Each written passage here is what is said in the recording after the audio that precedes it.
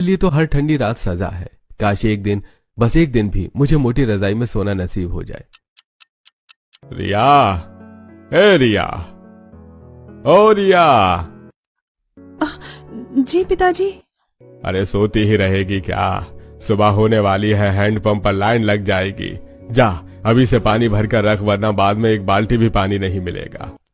पर पिताजी अभी तो बहुत ठंड है, बाहर कोहरा है, जमीन पर पाँव भी नहीं रखे जा रहे हैं। जरा सा उजाला हो जाए तो मैं सारा काम जल्दी जल्दी कर दूंगी। अरे बहुत देख लिए तेरे नखरे करम जली। 2 रोटियां क्या दे दी तुझे भरपेट, खुद को रानी समझने लगी है। जा नहीं तो आज ये कंबल भी छीन लूंगा, फिर मरना ठंड में सिकुड़ कर यहीं इस रसोई में। सुनिए जी, आप ही ना बच्ची को बिगाड़ रहे हो।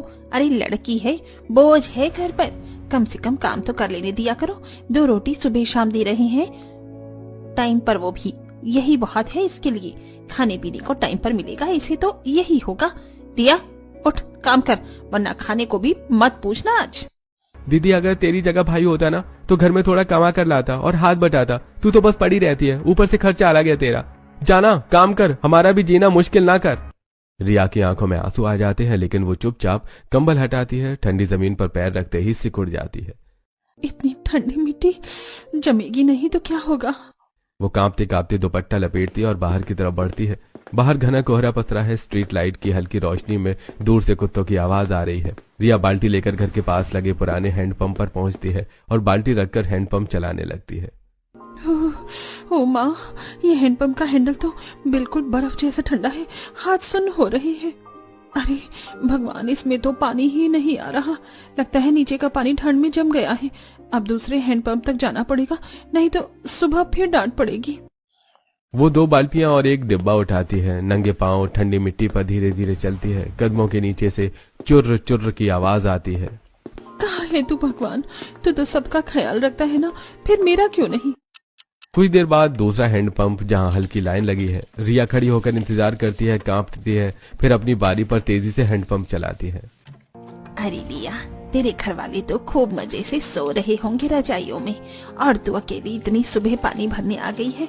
क्या करूं काकी, अगर पानी नहीं भरूंगी तो सुबह सब मुझ पर ही चिल्लाएंगे। किस्मत भी ना, किसी को तो जन्म से ही रजाई, हीटर, स्वेटर मिलते हैं और किसी को फटा कंबल भी भारी पड़ता है। खैर, जो नसीब में लिखा है वही मिलेगा। रिया चुप रहकर पानी भरती है। वापस घर आकर सब बर्तनों और ड्रमों में पानी डालती है। फिर एक कोने में बैठकर अपनी ठंडी उंगलियां फूंकती है। सुबह 6 बजे के आसपास माँ की नींद खुलती है। अरे रिया।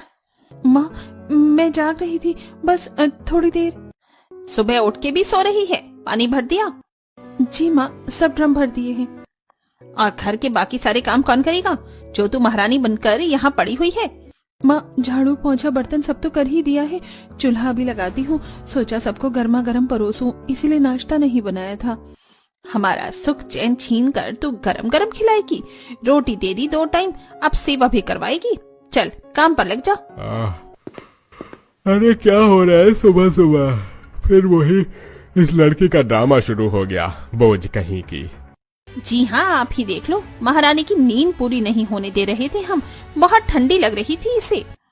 देख रिया, सीधी बात सुन ले, तो इस घर पर बोझ है। एक तो लड़के की जगह पैदा हो गई, ऊपर से तेरे लिए अलग से बिस्तर, गर्म कपड़े, बढ़िया खाना भी लाऊं मैं। जितना दे रहे हैं ना उतने में खुश रहे, वरना। माँ, नाश्ता क्या बना रही हो? आज तो आलू के पराठे बना लो, ऊपर से मक्खन लगा देना। हाँ मेरी राजा बेटा। रिया, सुन लिया ना, आज दाल चावल मत बनाना, आज पराठे बनेंगे। और देख, पहले इन सबको देना, तू बाद में खाना। रिया सारे परिवार को गर्मा गर्म पराठे परोसती है। खुद के लिए प्लेट लगाती है तो खाली बर्तन मिलते हैं। माँ, मेरे लिए भी एक पराठा नहीं बचा क्या? खत्म हो गए। अगर इतनी भूख थी तो पहले अपने लिए बना लेती। दिन भर करती क्या है, बस रोती रहती है मनहूस कहीं की। अच्छा ही हुआ, थोड़ी दुबली हो जाएगी, वैसे भी घर में खर्चा बहुत करती है। रिया चुपचाप खाली प्लेट हटा लेती है, नाराज आंखों के आंसू पोंछती है और बाकी कामों में लग जाती है। उधर दूसरी तरफ दिल्ली में एक बड़ी सी हवेली में सेठ हरि प्रसाद अपने 5 बेटों के साथ बैठे हुए हैं हॉल में, और पंडित जी उनके बड़े बेटे अंकुर के लिए उन्हें रिश्ते बता रहे हैं। सेठ हरि प्रसाद दिल्ली के एक जाने माने बिजनेसमैन हैं। 5 बेटे हैं उनके, लेकिन घर में एक भी औरत नहीं है, इसलिए कोई भी इस घर में अपनी बेटी नहीं देना चाहता। पंडित जी, कोई तो होगी ऐसी लड़की जो मेरे बेटे को पसंद आए और मेरे इस वीरान घर में खुशियां भर दे। अरे सेठ जी, जो लड़कियां राजी होती हैं वो आपको पसंद नहीं आती, और बिना सास के ससुराल में हर कोई अपनी बेटी देना नहीं चाहता।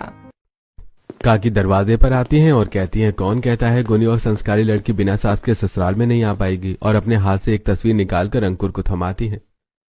वाह पिताजी, ये तो बिल्कुल चांद का टुकड़ा लग रही है। अरे ये तो रिया बिटिया हैं, पास के गांव विलासपुर में रहती हैं, लेकिन इस घर में रिश्ता। पंडित जी बोलते बोलते रुक जाते हैं। अरे लड़की तो बहुत संस्कारी और सुंदर लग रही है, बताइए पंडित जी क्या खराबी है इसके घर में? कुछ नहीं हरि प्रसाद, बस ये लोग तुम्हारी बराबरी के नहीं हैं, लेकिन लड़की मेरे मायके की दूर के रिश्तेदार की है। बहुत सुंदर, संस्कारी, गुणवान है, बिना सास का ससुराल चहका देगी, देखना। फिर तो बढ़िया है पंडित जी, नेक काम में देरी कैसी, आज ही चलते हैं बच्ची को देखने।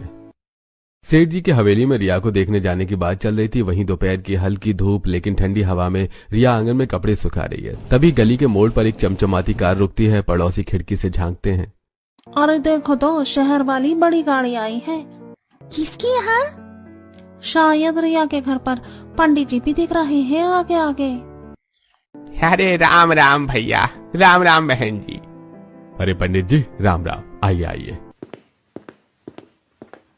ये हैं सेठ हरि प्रसाद जी, शहर के चांदी के बहुत बड़े व्यापारी। इनका बहुत नाम है, 7 बेटे इनके साथ मिलकर बिजनेस संभालते हैं। बहुत सुलझा हुआ परिवार है। अरे हमारे छोटे से घर में आपका स्वागत है जी, बैठिए। देखिए जीवनदास जी, ऐसे तो सेठ हरि प्रसाद जी के घर में सुख सुविधा की कोई कमी नहीं है, पर भगवान ने एक दुख दे दिया। इनकी पत्नी सालों पहले गुजर गई, तभी से घर में कोई औरत नहीं है, न माँ न बहन न बहू। 5 बेटे सिर्फ पिताजी के सहारे ही बड़े हुए हैं, लेकिन सभी बहुत गुणी हैं। जी भाई साहब, अब मेरी ये तमन्ना है कि मेरे बड़े बेटे के लिए ऐसी बहू लाऊं जो मेरे घर को घर बना दे। माँ की कमी तो कोई नहीं पूरा कर सकता, लेकिन एक बेटी आए तो घर में रौनक आ जाए। और इसके लिए इन्होंने आपकी बेटी रिया को चुना है। हमारी रिया? अरे लेकिन हम तो आपकी बराबरी के भी नहीं है, न ही दहेज देने की ताकत है हमारे पास, न शादी में दिखावा करने की। देखिए मैंने पहले ही कहा था, मुझे दहेज नहीं बेटी चाहिए। हम खुद सारी शादी की जिम्मेदारी उठाएंगे, बस आप अपनी बेटी हमें सौंप दीजिए। मतलब न खर्चा न दहेज, अरे बेटी भी निकल जाएगी। वाह। अरे रिया मेहनती है, काम से नहीं घबराती, बड़ों का सम्मान करती है। ऐसे संस्कार वाली बहू घर में नहीं मिलती। रिया इधर आ, पल्लू ठीक कर, लड़के वालों के सामने ऐसे नहीं आते। आओ बेटा, तुम ही रिया हो? जी। घबराओ मत, हम तुम्हें घर की बहू नहीं बेटी बनाकर रखेंगे। तुम्हें रिश्ता मंजूर है ना? अरे बच्ची क्या बताएगी, बिल्कुल मंजूर है। सेठ हरि प्रसाद कुछ मिठाई और रुपए देकर रिश्ता पक्का करके चले जाते हैं। उनके जाने के बाद रिया, माँ, पंडित जी ने कहा वहाँ घर में कोई औरत नहीं है, सिर्फ 6 मर्द हैं उस घर में। क्योंकि तेरी सास बहुत साल पहले दुनिया छोड़कर चली गई, तब से घर में कोई औरत नहीं है। इसलिए तो चाहते हैं कि एक बहू आए जो इस सास बिना ससुराल को हंसी खुशी से संभाल ले, और हमें भी तेरे बोझ से छुटकारा मिल जाएगा। मतलब मैं अकेली लड़की रहूंगी वहाँ? अरे कौन सी यहाँ लड़कियों की फौज है, हैं? यहाँ भी तो तू अकेली ही है और बोझ की तरह है। अरे वहाँ तो रानी बनकर रहेगी, यहाँ तो हमारे पास तेरे लिए कुछ नहीं है, न बिस्तर न कपड़े न खाने का ठिकाना। लड़की को तो जो भी अच्छा घर मिले वहाँ ब्याह देना चाहिए। पर माँ, अगर वहाँ भी मेरे साथ वैसा ही हुआ जैसा यहाँ होता है तो? अगर उन्होंने भी मुझे नौकरानी समझा तो? अगर उन्होंने मुझे... अरे ज्यादा दिमाग मत लगा, इतना बड़ा घर, इतने अमीर लोग खुद आए हैं, हमारी औकात क्या है जो ना करें। हाँ बोल दे, नहीं तो जिंदगी भर पछताएगी। रिया की आंखों में आंसू, लेकिन सबकी नजरों और तानों के बीच वो धीरे से सिर झुका देती है। जो भी मेरी किस्मत में है वही होगा पिताजी। खैर कुछ दिनों के बाद ही बड़ी धूमधाम से रिया की शादी की तैयारी शुरू हो जाती है, क्योंकि सारा खर्चा सेठ हरि प्रसाद करने वाले थे। शादी का मंडप सजा और रिया का अपने ससुर जी के दिए हुए सुंदर से लहंगे में अपनी माँ के दिए कुछ पुराने जेवरों और बालों में गजरा लगाए हल्के मेकअप के साथ दुल्हन बनकर मंडप में आकर बैठी रिया का चेहरा मासूम लग रहा था, लेकिन उसकी आंख में डर था। धीरे धीरे रिया और अंकुर की शादी की सभी विधि हो गई। अब कन्यादान की रस्म पूरी हो चुकी है, अब विदाई की तैयारी करिए। बिटिया तू चली जाएगी तो मैं किसके सहारे रहूंगी? माँ, भले ही मुझे मायके में सुख नहीं मिला, लेकिन मुझे आप सभी की बहुत याद आएगी। हाँ हाँ, सब पता है कितना याद आएगी। अपने ससुराल जाकर अमीरी में हमें 2 दिनों में भूल जाएगी। अब जा अपने ससुराल और हमें इस बोझ से मुक्त कर। चलो, एक बोझ कम हुआ, आपसे थोड़ा चैन से सांस ले पाएंगे। सच में पापा, अब रोटी भी ज्यादा मिलेगी हमें, वरना दीदी तो बस खाती रहती थी, काम भी क्या करती थी। चलो अब इसकी चिंता खत्म। अब देखेंगे हम पर कोई बोझ नहीं रहेगा, न ही इसकी मनहूसियत। ये वही गलियां हैं जहाँ मैं नंगे पांव पानी भरने जाती थी, जहाँ ठंड में रो रो कर रात काटती थी। पता नहीं ससुराल कैसा होगा, क्या पता वहाँ भी मेरे लिए कोई जगह न हो, कहीं फिर से फर्श पर न सोना पड़े, कहीं वो लोग भी मुझे बोझ न समझे। रिया, ठंड लग रही है? नहीं, मैं ठीक हूँ। पापा ने स्पेशली तुम्हारे लिए कमरे में हीटर लगवाया है, रजाइयाँ भी एक्स्ट्रा मंगवाई हैं। बोला है मेरी बहू को ठंडी हवा तक न लगे। मेरे लिए? हाँ, अब तुम हमारी फैमिली का हिस्सा हो। तुमने अब तक कितनी ठंड, कितने दुख देखे हैं, वो सब खत्म करने का जिम्मा अब हमारा है। रिया आंखें बंद करती है, हल्का सा सुकून, लेकिन अब भी डर बाकी है कि सास बिना ससुराल आखिर कैसा होगा। और उसकी आंख लग जाती है। कुछ देर बाद कार एक बड़े गेट पर रुकती है। ऊपर बोर्ड लगा हुआ है, शांति निवास। अंदर बड़ी हवेली, गार्डन, लाइटिंग, हल्का फॉग और घर से निकलती गर्म रोशनी साफ दिख रही है। दरवाजे पर ससुर और अपने 4 बेटों के साथ कतार में खड़े हैं। सबने स्वेटर जैकेट पहने हैं, चेहरों पर स्माइल साफ दिख रही है। अरे आ गई हमारी भाभी। देखना भाभी कितनी ठंड में कांप रही होंगी, पहले इन्हें गर्म कुछ पिलाना पड़ेगा। आओ बेटा, स्वागत है तुम्हारा, ये घर अब तुम्हारा भी है। ये कैसा घर है? यहाँ तो फर्श भी गर्म लग रहा है। भाभी, ये फूलों की थाली आरती तो कोई करने वाली नहीं थी, तो हमने यूट्यूब से देख देख कर सीख ली। ठंड में खड़ी मत रहो बेटा, अंदर चलो, बाहर की हवा बहुत तेज है। रिया अंदर घुसती है, उसकी आंखें खुली की खुली रह जाती हैं। अंदर बड़ा हॉल, सुंदर फर्नीचर, मोटे पर्दे, कोनों में हीटर, वार्म लाइट्स, दीवार पर फैमिली फोटो लगी थी। वो घर महल जैसा लग रहा था। भाभी, पहले ये हॉट चॉकलेट लो, इसे पीकर आपको थोड़ा गर्म लगेगा। मैंने तो सिर्फ सुना था हॉट चॉकलेट। अरे तो आज भी पी लो, टेस्ट भी कर लो, ये लीजिए, चलिए पीजिए फटाफट। ऐसा कहकर राहुल रिया को कप थमा देता है। रिया कप पकड़कर एक घूंट लेती है और उसके चेहरे पर अलग ही शांति दिखती है, जैसे ठंडी जिंदगी में पहली बार गर्म घूंट मिले हों। उसकी आंखें नम हो जाती हैं। रो क्यों रही हो बेटा? नहीं पिताजी, ऐसे ही गर्म चीजें पीने की आदत नहीं है मुझे। एक घूंट से बहुत कुछ याद आ गया। अरे चिंता मत करो बेटा, आपसे सभी नई अच्छी यादें बनेंगी, पुरानी बातों को भूल जाओ। रिया ने हॉट चॉकलेट पिया। उसके बाद उसके देवर उसे ऊपर की तरफ उसके रूम में लेकर गए। भाभी रेडी हो जाइए, आपका रूम देखकर आप शॉक हो जाएंगी।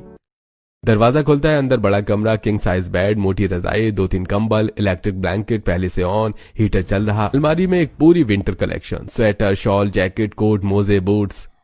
ये सब किसके लिए है? तेरे लिए है बेटा, तो इस घर की पहली बहू है, पहली बेटी भी तेरे लिए ही है सब कुछ। ये देखो, ये कश्मीरी शॉल पापा जी स्पेशली तुम्हारे लिए लाए हैं। भाभी बोले मेरी बहू को सर्दी नहीं लगनी चाहिए। रिया अपने खुद के कमरे को देखकर विश्वास ही नहीं कर पा रही थी कि यह सब सच है। उसे लग रहा था कि अब भी वो सपना देख रही है। वो धीरे से बेड पर हाथ रखती है, गद्दे की नरमी महसूस करती है। फिर उसे याद आता है मायके की ठंडी मिट्टी, फटा कंबल, सुन्न पैर। उसकी आंखें भर जाती हैं। मैंने तो हमेशा ठंडी जमीन ही देखी है, मैंने कभी सोचा भी नहीं था कि मेरे लिए भी ऐसे बिस्तर होंगे। रिया, अब कभी ठंडी जमीन पर सोने की जरूरत नहीं पड़ेगी। ये कमरा, ये घर, ये फैमिली सब तुम्हारे साथ है। और सुनिए भाभी, अगर हीटर कम लगे तो हमें बोलना, हम और लगा देंगे। सब हल्की हंसी हंसते हैं और अपने अपने कमरे में चले जाते हैं। रिया थोड़ा मुस्कुराती है, आंसू पोंछते हुए। आज उसकी सुहागरात जो थी। ओह, 4 बज गए, जल्दी से उठना होगा। पानी भरना, झाड़ू लगाना, नाश्ता तैयार करना। अगर किसी ने देख लिया तो मैं देर तक सोई हूँ तो फिर डांट पड़ेगी।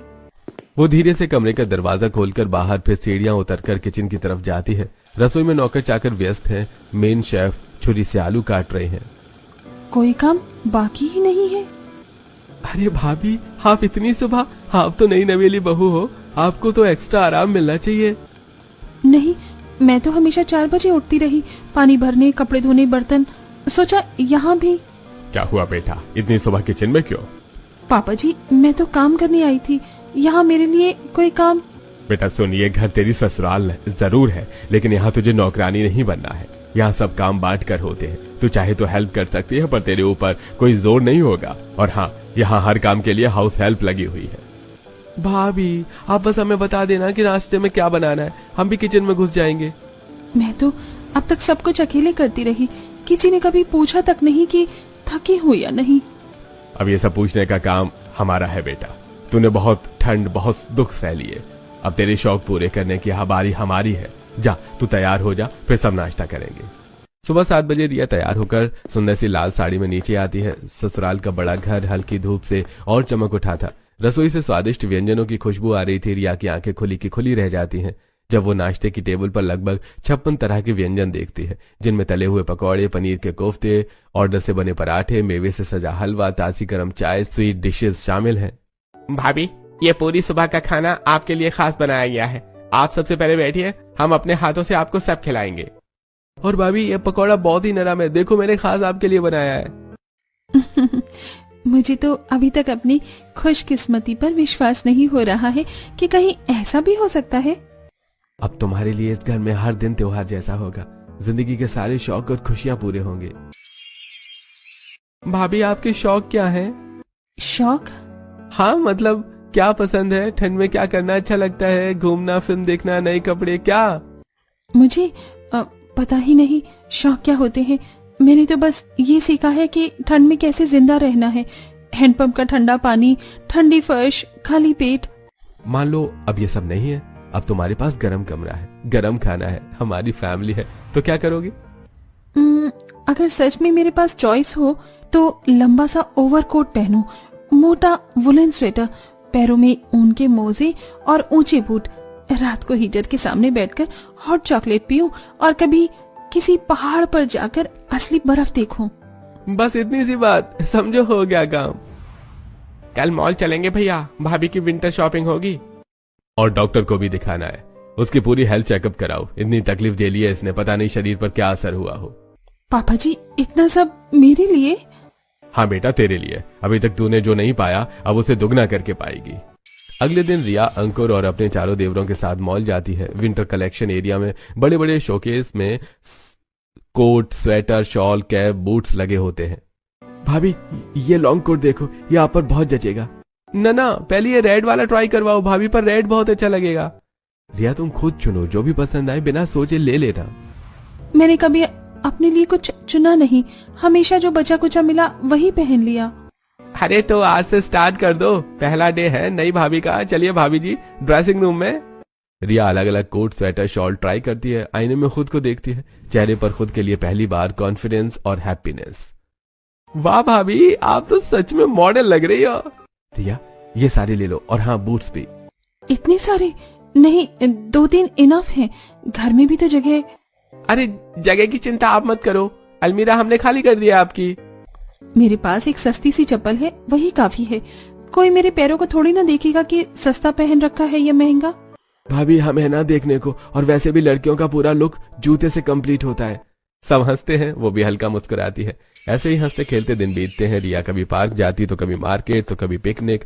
रिया अब आत्मविश्वासी है और घर में सबकी लाडली भी। वो किचन में हल्की मदद करती है, बाकी सब फैमिली के साथ बैठती है, कभी अपने लिए कुछ पढ़ती सीखती है। शादी के 1 महीने बाद। अंकुर बेटा हमने हनीमून का क्या सोचा है? हाँ भैया बताओ, भाभी कहाँ जाओगे? भैया लंदन। नहीं भैया पेरिस। नहीं भैया आप इटली जाओ। अरे भैया आप तो स्विट्जरलैंड जाओ, बहुत बढ़िया जगह है। बताओ रिया कहाँ जाना पसंद करोगी? मैं क्या बताऊं जी, आप ही देख लो। अरे तुम मत सोचो बेटा, मैंने पहले ही तुम्हारी पेरिस की टिकट करा दी है। रिया पेरिस तुम्हारा इंतजार कर रहा है, ये शहर तुम्हारे सपनों जैसा ही खूबसूरत होगा। मैं इंतजार नहीं कर सकती। सपनों का शहर, विंड रीजन का स्वर्ग, चलो नई यादें बनाते हैं। इतनी खूबसूरती, मैं हमेशा से यहाँ आने का सपना देखती थी। ये ठंडी हवा मुझे जिंदा महसूस कराती है। चलो पहले एफिल टावर की सैर करते हैं, फिर क्रिसमस मार्केट के स्टॉल देखेंगे। दोनों हाथ में हाथ डालकर चल रहे हैं। हाथ की गर्माहट से रिया का चेहरा चमक रहा है। पेरिस की सड़कों पर जैज बैंड की धुन। दोनों एक छोटे कोने फैक्ट्री में जाएंगे जहां लोकल चीज और चॉकलेट मिलती है। ये सफर मेरे जीवन का सबसे खूबसूरत हिस्सा है। पहली बार मैं बिना किसी चिंता के खुश हूँ। ये तो बस शुरुआत है, तुम्हारे लिए तो और भी बहुत कुछ है। भाभी घर में सब आपकी वापसी का बेसब्री से इंतजार कर रहे हैं। यहाँ अपनी पसंद के कपड़े अच्छे से चुन लीजिए। भैया मैंने सबके लिए शॉपिंग की है। भाभी जल्दी से घर चलें, तुम्हारे पसंदीदा व्यंजन तुम्हारा इंतजार कर रहे हैं। अब मेरी जिंदगी सच में पूरी हुई है। रिया सबके साथ घर जाती है और सबको उनके लिए लाए हुए गिफ्ट देती है और फिर से हंसी खुशी रहने लगती है। ऐसे ही कुछ महीने बीत जाते हैं। साहब, रिया जी के मायके वाले आए हैं। अरे रिया बेटा, कैसी है तू? मैं ठीक हूँ माँ। वाह क्या ठाठ है, बड़ा घर, हीटर, गर्म कपड़े, बहुत खूब। हमारी बेटी ने तो राजघराना पकड़ लिया। अरे नमस्ते समधी जी, आइए बैठिए, ठंड है, गर्म चाय भिजवाता हूँ। चाय वाय बाद में, पहले ये बताइए हमारी बेटी ने आपको परेशान तो नहीं किया? माँ मैं हम सोच रहे थे बिटिया बड़ी हो गई, शादी हो गई, अब अपने मायके को भी कुछ याद करेगी, कुछ मदद करेगी। आखिर हमने भी इसे पाला पोसा है। हाँ हाँ जी बिल्कुल, जो आप करना चाहते हैं साफ साफ कहिए। देखिए जी, हम तो बस इतना चाहते हैं कि रिया महीने में थोड़ा बहुत पैसा भेज दिया करे। हमारा भी बुढ़ापा है, खर्चा है। माँ आपने तो हमेशा कहा कि मैं बोझ हूँ, आज अचानक मैं आपका सहारा कैसे बन गई? अरे पगली, माँ बाप तो नाराज होते ही हैं कभी कभी। नाराज? जब ठंड में नंगे पांव बर्फ जैसे हैंडपंप पर पानी भरने भेजती थी, जब फर्श पर फटा कंबल डालकर मुझे सोने के लिए कहती थी, जब खुद रजाई में घुसकर पराठे खाती थी और मुझे सूखी रोटी भी नहीं देती थी, तब मैं आपकी बेटी नहीं थी? रिया का ये रूप देखकर ससुराल वाले हैरान भी थे और खुश भी कि रिया अब खुद के लिए बोलना सीख चुकी थी।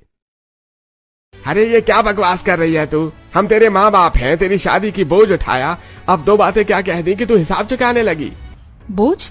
आपने हमेशा मुझे इसी नाम से पुकारा है पिताजी। आपको याद है, आप कहते थे अगर मर जाए तो अच्छा, एक पेट कम होगा। आज ये लोग मुझे अपनी बेटी कहते हैं, मेरे लिए गरम बिस्तर बनाए, मेरे शौक पूछे, और आपने तो क्या तू अब हमें भूल जाएगी? हमें पैसे नहीं देगी, हमारे लिए कुछ नहीं सोचेगी? मैं आपको भूलना नहीं चाहती माँ, लेकिन मैं अपने आप को भी अब भूलना नहीं चाहती। मैंने जिन ठंडी रातों में आपसे बस एक रजाई मांगी थी, आपने कहा था हम खुद के लिए ला लें, वही बहुत है। आज इन लोगों ने मुझे 2 नहीं 4-4 रजाइयां दे रखी हैं। मैंने जब एक स्वेटर मांगा, आपने कहा हमारे पास तेरे लिए पैसे नहीं हैं। यहाँ मेरे पास इतनी जैकेट कोट हैं कि मैं चुन नहीं पाती। तो तू कहना चाहती है क्या हम यहाँ भीख मांगने आए हैं? नहीं पिताजी, मैं बस ये कहना चाहती हूँ कि आपने मुझे कभी बेटी की तरह नहीं रखा। इन लोगों ने मुझे पहली ही रात से बेटी बना लिया। मैं आपकी इज्जत करूंगी, आप मुश्किल में हो तो मदद भी करूंगी जहाँ तक हो सकता है, लेकिन मैं अपनी जिंदगी की कीमत पर अपने ससुराल वालों की खुशी तोड़कर अपने पति को दुख देकर ये सब नहीं कर सकती। मायके वाले चुप, झेपे हुए गुस्से और शर्म से सिर झुका लेते हैं। तभी रिया के ससुर आगे बढ़ते हैं। समधी जी माफ कीजिएगा, पर एक बात कहूँ, जिस बेटी ने बचपन से सिर्फ ठंड, भूख और डांट देखी हो, अगर आज वो अपने लिए खड़ी हो रही है तो उसे गलत मत कहिए। हमने इसे बेटी बनाकर रखा है, बहू बनाकर नहीं। ये चाहे तो आपकी मदद के लिए जितना कहेगी हम उतना करेंगे, पर इसे दोबारा उस ठंड, उस कड़वाहट में नहीं धकेलने देंगे। अरे चलो यहाँ से चलते हैं, हमें ऐसी जुबान वाली बेटी की जरूरत नहीं है। रिया तू याद रख, मायका छोड़ने वाली लड़की को कभी सुकून नहीं मिलता। माँ सुकून तो मुझे कभी मायके में मिला ही नहीं। जो पहली बार मिला है वो यहाँ मेरे ससुराल में मिला है, जहाँ सास नहीं लेकिन माँ से बढ़कर ससुर हैं, जहाँ सगे भाई नहीं लेकिन सगे से ज्यादा ख्याल रखने वाले देवर हैं। ठीक हो? पहली बार खुद के लिए बोली हूँ। डर तो लगा लेकिन अच्छा भी लगा।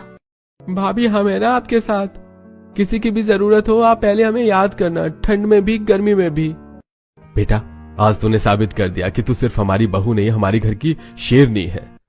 कुछ महीने बाद रिया की हल्की उल्टियां, चक्कर आने लगते हैं। सब चिंता में है तो उसके ससुर डॉक्टर को बुलाते हैं। डॉक्टर टेस्ट करके रिया को गुड न्यूज देते हैं कि वो मां बनने वाली है। डॉक्टर चले जाते हैं। सब हॉल में बैठे रिया कमरे से बाहर आती है, चेहरे पर शर्माहट और खुशी। क्या कहा डॉक्टर ने बेटा? पापा जी, भगवान ने मेरी गोद भी भर दी है, मैं माँ बनने वाली हूँ। पूरा हॉल एकदम से खुशियों में भर जाता है। वाह, हमारे घर में नन्हा मेहमान आने वाला है। अब तो भाभी के सारे शौक डबल फुलफिल होंगे। रिया अब तेरे एक भी कदम जमीन पर नहीं पड़ेंगे, वादा है। आज से रिया के लिए सब कुछ उसके कमरे में जाएगा और जो भी इसे पसंद है वही बनेगा खाने में। इस घर की बहू नहीं, अब यह हमारे घर के वारिस की होने वाली माँ है। रिया और अंकुर खुशी से फूले नहीं समाते। अब हर समय घर में रौनक रहती है। कभी रिया के लिए कोई कुछ लाता है, कभी कुछ उसे कोई बिल्कुल रानी बनाकर रखा जाता है। ऐसे ही 9 महीने बीत जाते हैं और रिया के सुंदर से लड़के को जन्म देती है और अब जब हॉस्पिटल से घर आती है तो एक बार फिर उसका ग्रैंड वेलकम होता है। भाभी, हमारे घर का बेबी आ गया।